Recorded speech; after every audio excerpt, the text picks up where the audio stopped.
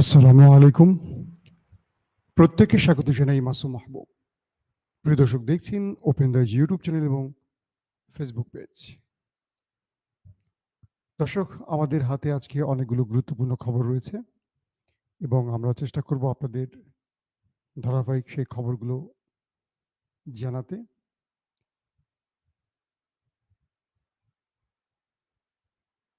দর্শক, মুসলিম বিশ্বের এক সিপাহসালার বলি আমি বারবার যে শব্দটা, এবং মুসলিম বিশ্বের অন্যতম নেতা, জালিমের বিরুদ্ধে জেগে ওঠা এক কণ্ঠস্বর, ফিলিস্তিনের সবচেয়ে বড় বন্ধু ইব্রাহিম রাইসি এবং তার পররাষ্ট্রমন্ত্রী হোসেন